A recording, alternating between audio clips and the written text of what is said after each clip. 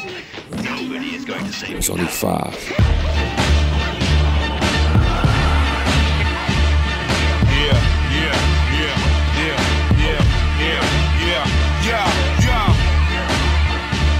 I pop off like a monster boss. Angel hair with the lobster sauce. Summertime can't top the scores. Check my hot broader, drop the pause. FBI wanna watch the force. Tryna lock my source. Where I'm from, hit a max, text blocks and fours. My name was given to me by a couple of friends that I grew up with, and we all joined the Nation of Islam at a young age, and they was like, yo, your name is gonna be Raekwon. You know, I came up with Shala, you know, and we put it together, Shala Raekwon. I had a guy around the neighborhood named Deshaun. Well, we all had kind of like similar names, but I don't know, I just came with the name and everybody was like, yeah, I like that. That sounds good right there, Raekwon. Yeah, what you been up to? Just, you know, just growing up and, you know, constantly staying involved with the music world, you know, just really allowing myself to not leave from with what I love, you know what I mean? I definitely always listening to beats. I've been doing a lot of touring, you know, traveling from city to city and country to country, different places, just spreading the word of hip-hop, you know, and ain't nothing really changed. It's just, this is what I do, you know what I mean? I love to get out there and perform in front of the people. If I'm not doing that, then I'm home doing the family thing, you know what I mean? You know, doing everything that comes with being a great parent, you know what I mean? But at the same token, it's back to the music, always back to the music.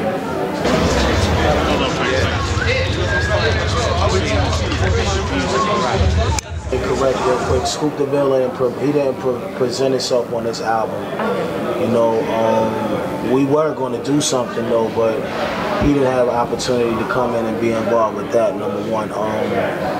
Number two, RZA wasn't on the album because this album was really like an album that was made to teach him a lesson. You know what I mean? As far as what kind of sound we want. You know, we want to go back to that true Wu-Tang sound that he wasn't really giving us at that time. So when the title of this album was made, he wasn't feeling that. He didn't hide his emotions about it, he didn't hide his feelings about it. He wasn't feeling it because he knew what we felt. And he knew that we was just trying to let him know we want this, we don't want that. You know what I mean? It's like telling your big brother, I don't want to wear that shirt right there. That shirt is old. I want to wear that new rugby shirt in the closet right there. So, yeah, he didn't get involved with that because he knew that we were coming at him in a way to make him step his production up. So by him not getting on the album, it wasn't really no love lost as a brother. It was just tough love that he's getting right now from me. You know, because I wound up making an album on my own instead of it being a Wu-Tang album. So I knew that it wouldn't have been a cool move to ask him to be involved with this project because he wasn't feeling it.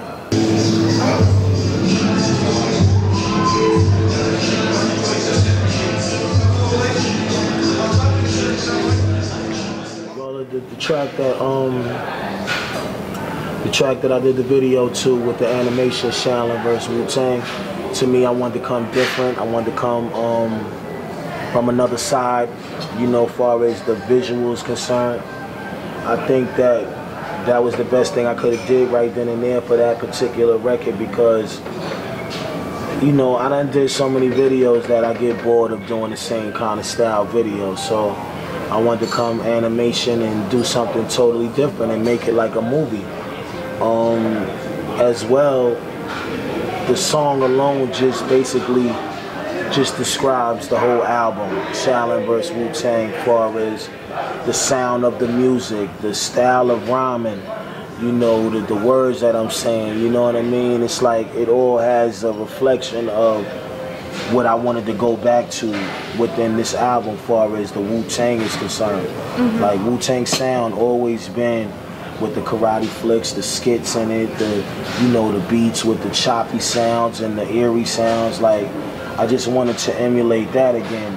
And this particular song that we did the video for, it had a lot of energy in the right places. It felt good. I felt like it was representing the album, so I just gave y'all that.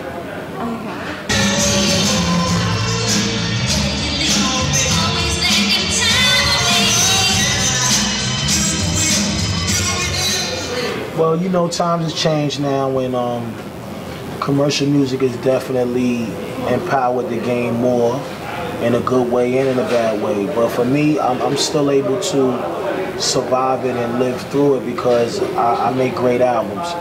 You know what I mean? And people believe in me because they see my passion for it.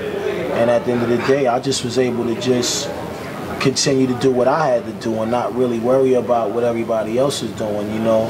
I know what made me successful. So for me to see the young cats coming in, hey, it's cool, get your 15 minutes of fame, what you supposed to, you're entitled to that. But at the end of the day, it's like, for me, I'm just going to continue to be what everybody know me for being, you know what I mean? And the game has been great to me, you know what I mean? Like I said, I done already been platinum before. I done already been gold. I done did everything any artist could do. I done traveled the world. I done had every vehicle that you could possibly ask for. I was able to take care of my moms, my children. We're healthy. Hey, what am I? All I could do is just love this music and continue to do what I do. So I'm all right. Okay. You know, as far as it affecting the sales, I don't even really care about that because everybody's sales has been affected.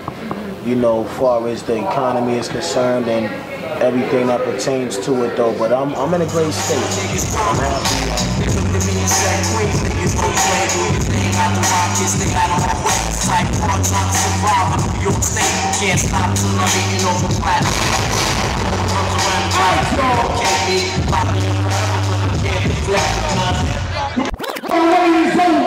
Raekwon is in the building!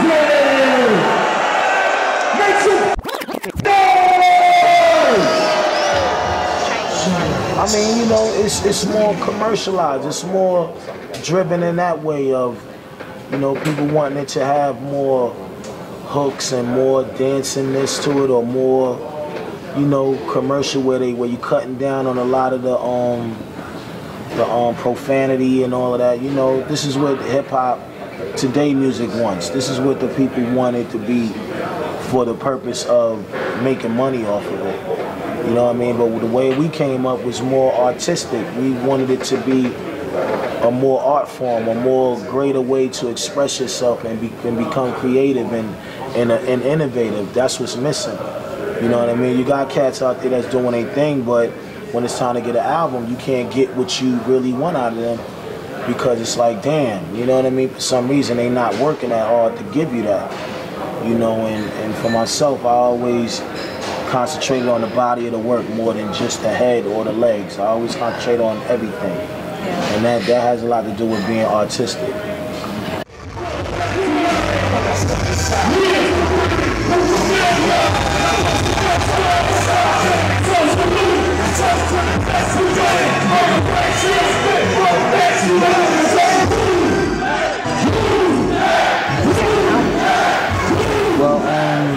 Cuban Linx 2 came out way later because Cuban Linx 2 wasn't even an album that was on the market for me as far as doing a sequel, you know what I mean? I never thought that I'd be sitting there doing a sequel to one of my albums. I mean, I felt like that was just that plate that I gave you, now try another plate, but I was basically pushed into it from the fans' perspective. Like, any part of the world I went, everybody, you know, young cats was just talking about it. Older cats was talking about it. People of all nationalities, and just was like, what's up with this? You gonna make it? You gonna make it? And then it became a demand. And it was like, after a while, it was like, yo, you know what? I get it now. You know what I mean? So we went and made it. Though, but like I said, it took that long because it was something that I wasn't enthused with doing at first. I mean, I feel like every one of my albums is gonna grow and get bigger, so I never try to put myself in one box to make this particular sound. Like, I always wanted to make different shit and still give you many different sides of Raekwon, many different sides of the chef, not just one plate, but just multiple varieties of food that you could eat. Okay. I heard there's a free coming up. There's a rumor that there's going to be a part 3. It's too early to decide that. You know, coming from me, it's like, you know, I'm having fun doing what I'm doing right now. You know, when it comes, you'll be the first one to know right now. I'm just at my best right now. So whatever album you get, it's gonna be hot. You know what I mean? When it's time for 3, if that happens, you're gonna be the first one to know. I just want to say one thing real quick, London. Put some love in the air for your city, man. Make some moves. Number 1 city on the planet. You know what it is. My name is Raekwon Kix. I definitely came to represent tonight. You want to hear some real hip-hop? Make some noise. Some real shit, baby. So, y'all, we gonna go back. We gonna do some classics. Can I take y'all back to 1993? Yeah, we gonna take it there for real. So, y'all just wanna know one thing before we start. Where are the real hip-hop at? Make some noise. Real hip-hop. I just wanna see y'all. That's what it is. So, yo, DJ. What up, right? Let's go.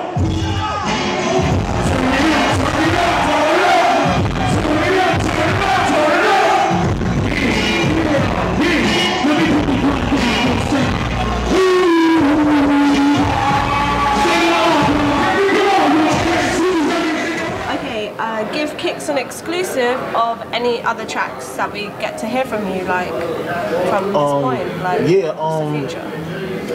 Well, you know what I mean. I did a track also with my cat from Mobb Deep, Havoc. You know, that's on the iTunes version of the Shaolin vs. Wu-Tang album. That record right there is a hot record. You know what I mean. I wish it was on the regular CD one, but it's on the iTunes version. It's another record that I feel is hot. It's called Wu Crime, featuring me and Jizza and Killer Priest. You know what I mean? That basically we all got together and made a hot record. These records right here could be, you know, purchased on iTunes as well. And like I said, you know what I mean? I look at the whole album as being something worth the purchase. So when you get the album, you know what it is. You'll like it. It's a great album and it's something to enjoy.